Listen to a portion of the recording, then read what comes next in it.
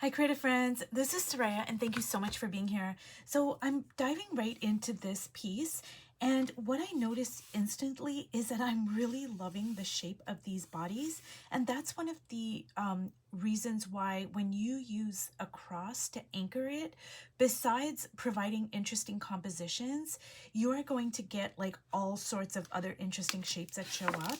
So I'm just going to show you over here, like because this composition is based on a cross, can you see how like this figure is just spanning so much of the spread? And normally I wouldn't think to extend the body like so much into this page, but because I was kind of using the cross as my guidepost, that's how it went. And I've got some really like interesting shapes, like even over here, like, I'm reading this thing, this, like, I'm seeing it as a cross. So I'm just getting like really interesting kind of dynamic shapes and compositions. And like even over here, like, the angle of the shoulder is so pronounced. Like normally I wouldn't think to kind of go like, all the way down here. It would be more up here. But because, those were the lines that I drew to make my cross at a diagonal, I'm placing all my figures in like really kind of interesting kind of situations. So anyways, it's just something I noticed and I wanted to point it out. And you certainly don't have to use a cross. There are other very dynamic compositions that you can use and shapes. Another one is the triangle. And when I did a video on Jacob Lawrence, he really used a lot of triangles. It's another one that's very stable, but if you tilt it a little bit, it can just instantly be so dynamic. But I kind of tend to like the cross. It just kind of appeals to me. So anyways, what I'm going to do is just dive right in, and I'm just going to kind of like build up my figures and think about how to resolve my issues that I had, which, I didn't know, sorry, what background I was going to use. And I thought this was going to be a moon, but now I've decided that I want it to be a sun. So anyways, I don't know if that's going to pan out, but before I turned the camera on, I was just kind of looking at it and thinking like, hey, I don't know what I should do. And see, this is what I mean. Like, I'm really loving the shape of this body. Like, it's really kind of weird, but I'm really digging it. Like, it feels like interesting and eye-catching, and I don't know, I love the shape, but I would never think to draw the shoulder like, at such a pronounced angle like that. But because I'm working off my cross that I initially drew, it just made sense to kind of follow that line. So anyways, so let me just keep on building up my figures here. And what I decided to do is to go with a warm tone for the faces, because I think gray is going to be like too much cool, because there's so much blue that's in the background. And then if I put gray, I'm not opposed to doing it, but I just think for this particular spread I'm gonna go with a warmer tone. And again, I'm kind of being influenced by the spread I did in my Chagall book. And the warm faces really popped because they're contrasting with the blues. So I kind of really like that. Ooh, I put a bit too much there. I'm gonna drag some of that into there.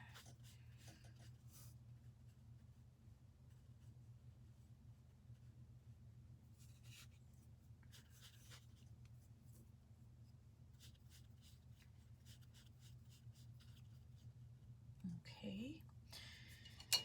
So I think what I want to do here, the color I want to bring in is, so I'm neutralizing this palette very much so And as you can see, so this is looking more like a yellow ochre, and I'm just gonna put a little touch of the orange here. I'm sorry, not orange. I have orange on my palette. A little touch of the yellow, but I'm neutralizing it. And just kind of like going like so. And I think what I'm gonna do is I am going to use some of these lines here because I think I'm just kind of feeling it. And I'm just gonna do something kind of a little bit different. I'm just gonna leave the tea bag and the collage, and I'm not even gonna cover it up with any paint. I'm just gonna like make these lines, and I think I'm just gonna kind of go like so. So just like curving it to offset like some of these, like see how it's just like a straight line. I'm just kind of offsetting that a little bit, and I'm really just loving the unfinished quality of it, because usually my go-to is to cover up the tea bags and the dictionary pages with paint, even if it is transparent paint and a little bit shows through. I'm just loving this like raw kind of look. Oof, I love it. I love it. I love it. So now what I'm going to do is I am going to add some orange, but again, I want to neutralize this orange here. I don't want it to be so orangey. I want to neutralize it. So I'm gonna drag some blue through it because blue is a complementary color to orange, so that's like a way I can neutralize it.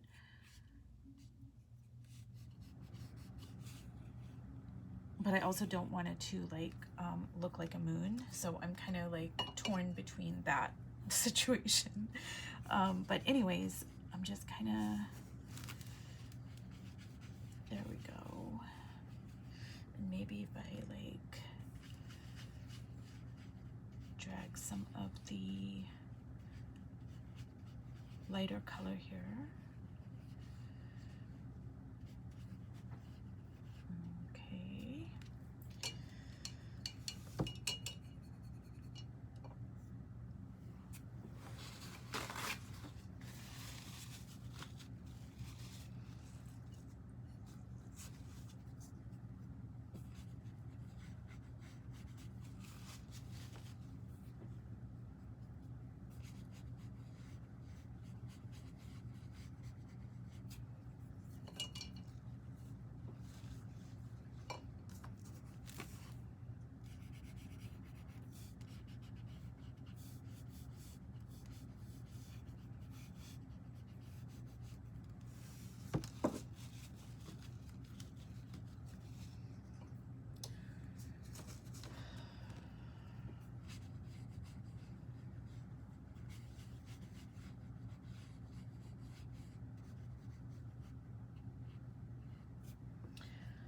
Okay, now what I am going to do is, I think I'm going to, okay, so I'm gonna go back to using this as my guide here. And I think what I'm gonna do is I'm just gonna kind of go with this kind of like a neutral lighter color, because I kind of want that like unfinished look, but I still want a color down because see how there's like white paper here? I want there to be some contrast. Like I don't want this to be white as well. So, but I am also gonna neutralize it a little bit.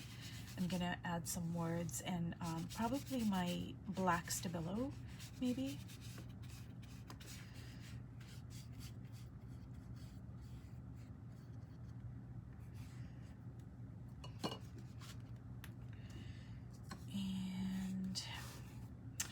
And it's so exciting to work in this new art journal, you guys, because I just am so excited by what's gonna happen with the intentions that I set. And I'm just like in a state of just being curious and like, hey, I wonder how it's gonna turn out. It's always like a surprise to me. And I know this is turning into like a puddly mess, but I'm just gonna leave it for now and not worry about it. But I think what I'm gonna do is just, you know, I'm just gonna write stuff over here. So,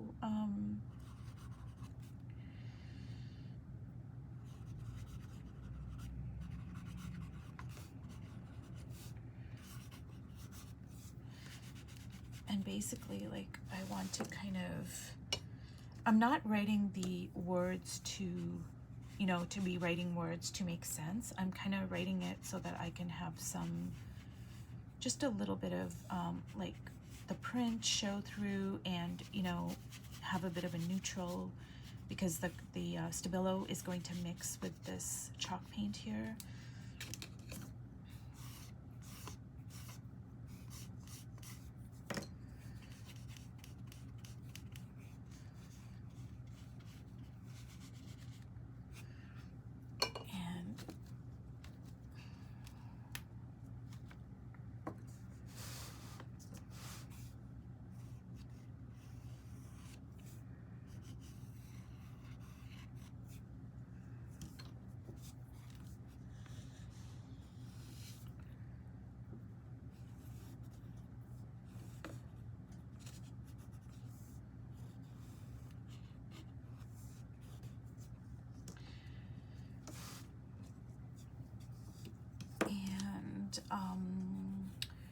Just kind of like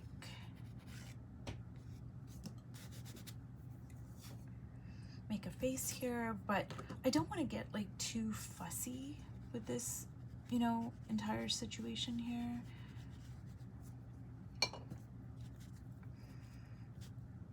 Like, I want it to be like a bit, I don't know, like maybe, you know, not so done. I want it to be a little bit like raw, I guess.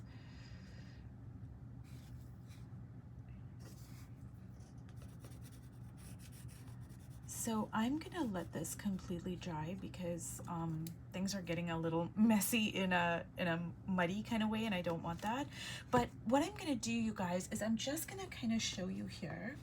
So I was using this spread as inspiration for this particular palette, but I modified it. So this is a great opportunity for me to show you how I worked on this spread, and there were things about it that I really, really loved.